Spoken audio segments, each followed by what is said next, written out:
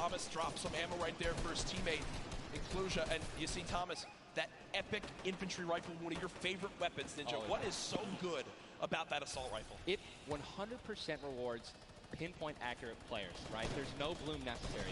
Your marker, your aim is right on their head, boom, you're gonna get that headshot, you're gonna get 80 points of damage. And there's now the upgraded versions, the Legendary and the Epic, have 10 shots instead of 8. So I mean, it just packs a punch, man. It can really catch players off guard, and that's exactly what you're going to need when you're playing against these top players who will literally build and protect themselves when they get shot once. Folks, there are 45 players left in this very, very small zone. We are now on our 6th storm. You see it's about to begin to move, and players will frantically have to go across the map. Zayt and Saf right now discussing exactly what they should drop, pulling up their map, looking exactly where they have to go. We already got people using shockwave grenades, guys. This is a very far rotation for the second movement circle, so this is actually going to move very quickly. These people are going to potentially get stuck on their launch pads because there's so much frequent building. It's going to be nuts. And who's going to try to take the high ground? Because after this first circle goes, this is where people start to only try to use the high ground. And we know high ground is everything in competitive Fortnite late game. Everyone frantically moving away from the common enemy of everyone, which is that storm circle. Macwood taking zone damage. Daedra as well. King slowly bouncing on through with the Shadow Bomb. And does land. Storm? Yes, but taking no storm damage, just playing right on the edge. Yeah, right on the edge of the zone right now. Will just stay boxed up for a brief moment. As now there's 36 players remaining, stomping the elimination feed. Arkram now goes down as well. You can see the elimination feed on the top left to keep track of your favorite players. There's so much is going on. This is what tunneling is. When you hear players mention tunneling, this is it right here. You move with the zone, you tunnel your way in, give yourself cover, but not a lot of materials left. Only 22 builds, and this zone is stacked. But look who's on the high ground. It's Mr. Savage and Benji Fishing. That would be your 2 picks, so good for you. All right, I have to owe you a bet there, man. Watch that. All right. Mongo, unfortunately, do you still know if Mitro's still alive? I mean, listen, people are dying left and right, being eliminated. More Savage just used another shockwave grenade. He already had a high ground, though. The question is, are people going to try to take it? You know that if you really want the chance to win this, you're going to have to try to take the high ground off him or have a rocket launcher to just take him out of it. He's just so weakened. Mr. Savage just looks up and beams the player out of the air. It's all Benji Fishy and Mr. Savage in the elimination feed right now. 24 players left in this one. But 20 duos. There's almost no duos remaining, Ninja. Right, it's all solos, and this is kind of what's going to happen, man. Mr. Savage goes down. It's up to Benji, and listen, Benji's been in this position before. We know he can handle it. Nitro's still in the game as well. I just saw him. He looks incredibly healthy, but now taking some storm damage. Benji's just going to try it. Look at the materials. Not a lot left. They're only using their shadows. I think he has 1 build left. Yep. That's it. That's all he has. He's got 10 total builds. 10 total builds. He's just trying to outlast as many players as possible. Remember these placement points. We've made it into our top 10 duos. Now into our top 8. Zayt and Saf now.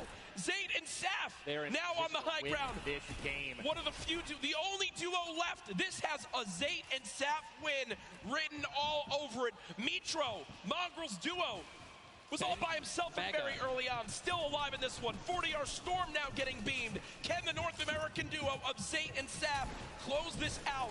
Raining down fire from up top. You see the frantic builds coming in. Benji Fishy goes down. Mega, Mitro, and Scarlet on the low ground.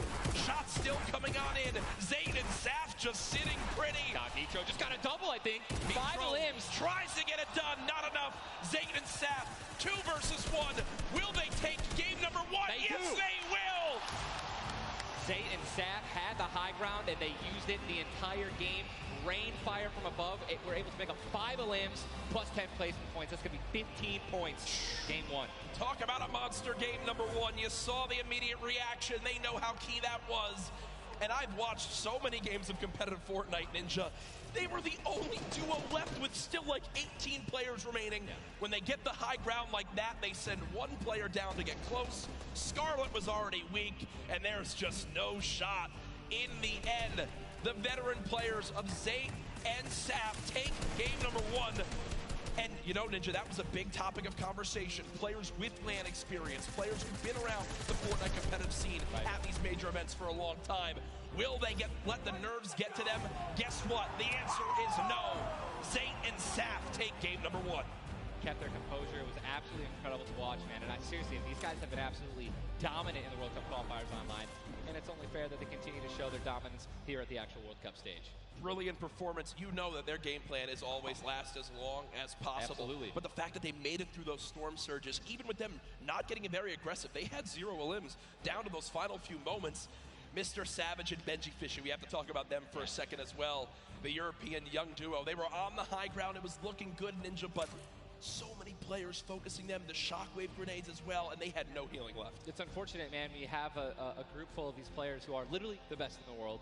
They know exactly how to win, right? So if they don't have the high ground, they know that whenever there is a moment that they have to shoot the high ground out with rockets, shockwave grenades. I think that's actually what happened. Someone shockwaved up and knocked them off the high ground. Yep. But when you have shield like Zayt and Naf did at the end there, and that high ground, I mean, it's over, man. What a sigh of relief Incredible, for those two. Incredible first game. And we're only just getting started. We're only just getting started. Remember, 6 games being played today in the duos competition, in which $15 million will be rewarded. Tomorrow, we do it all over again, except with solos. So you'll want to stay glued to the streams here for the Fortnite World Cup Finals live from New York City. Use the hashtag Fortnite World Cup. Get involved in the conversation. Send to Ninja and I your thoughts after game number 1. Who surprised you? What are you looking forward to in games 2 through 6? For me, other things I noticed, man, you've got to be on your A game. When it comes down to taking note of where you are with the storm surge, those were longer storm surges that have lasted than I've ever seen before. I've honestly never seen storm surge affect the game so much. Yep.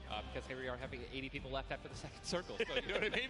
Like, and these guys, they're not going to let you hit them. You know what I mean? And if you want to put shots on these guys, it's going to be when they're flying in the air, rotating, which you also expose yourself to a sniper shot. You know.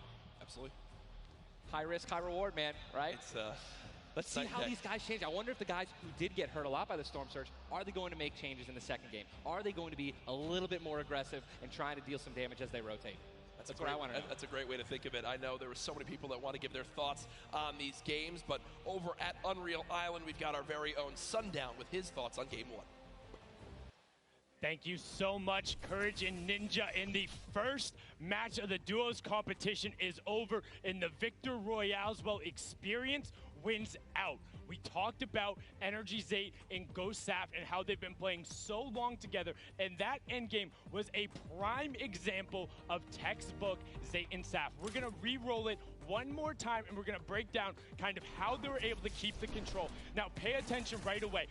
You can see on the backside, Saf has one angle while Zayt is going forward, and they're moving back over the tarps they've already established, but the angles they take make sure they're covering everything. They hear the shots below, they're putting the fire down towards them, and Scarlet is able to pick up Mitro, but doesn't have enough to get out. Zayt and Saf, 5 eliminations, Victory Royale, 15 points, showing that their competitive experience, their experience on stage and at major LAN events is winning out right now. They say nerves, what nerves? We might as well be playing at home on our own stations because they are just that good. Match 1 is over. Time to get back over the stage for match 2. Ninja and Courage, take it away. Thank you very much, Sundown. Great stuff as always there from Unreal Island outside of the venue, enjoying the event themselves. But again, game number 1 in the books. Obviously, so many updates to see exactly where we stack up. In the end, those final moments can be so hectic. So before we hop into game 2, we will have a standings update for you all at home. Who do you think's up top of it right now? Well, guess what? It's Saf and Zayt, but... And Benji, Mr. Savage, man. Just incredibly clutch solo moves and plays. Both of our predictions. Both of our predictions. And they're still up there. Guess what? Imagine when they're healthy. And when they actually get some good rotation items, I'd love to see how they're going to play in the late game, man. Placement points so key. You did a great job pointing out Mitro at Stay Alive.